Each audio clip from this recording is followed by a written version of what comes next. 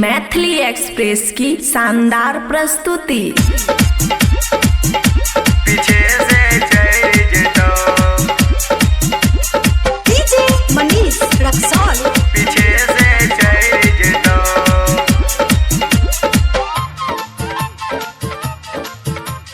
खुशी recording studio बलुआहा। पीछे से चढ़ जेतो पीछे से चढ़ जेतो इन्ने ये बढ़तो या उन्ने ये बढ़तो इन्ने ये बढ़तो या उन्ने ये बढ़तो बिचरे में लाइट बढ़ जेतो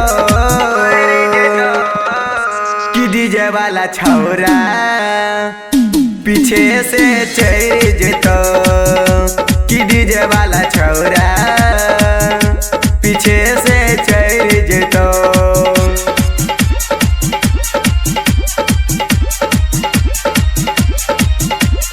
डीजे मनीष रक्सौल।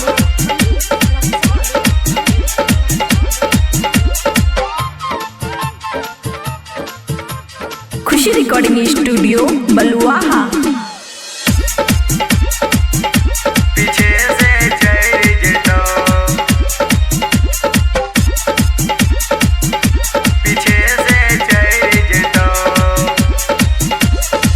रहली नहीं छोट पतर की भगले तू जवान गे भगले तू जवान गे तोरा देखी छौरा सबे मारे चलो लाइन गे मारे चलो लाइन गे रहली नहीं छोटे पतर की भगले तू जवान गे तोरा देखी छौरा सबे मारे चलो लाइन गे हे गे हमरे ये बात या मायने लगे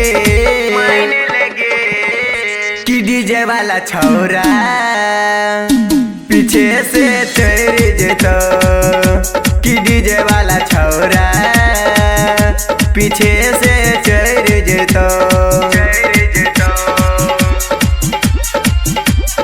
खुशी रिकॉर्डिंग स्टूडियो बलुआहा।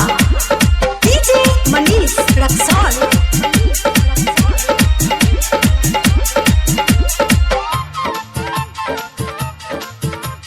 चढ़ जेतो पीछे से चढ़ जेतो पीछे से चढ़ जेतो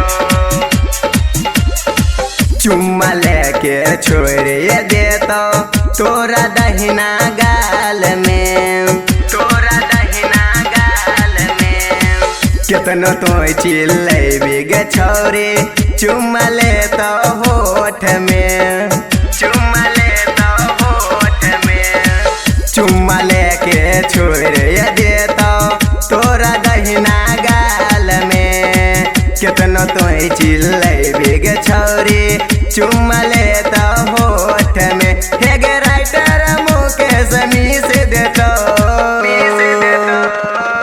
कि डीजे वाला छौरा पीछे से चढ़ जेतो कि डीजे वाला छौरा पीछे से चढ़ जेतो।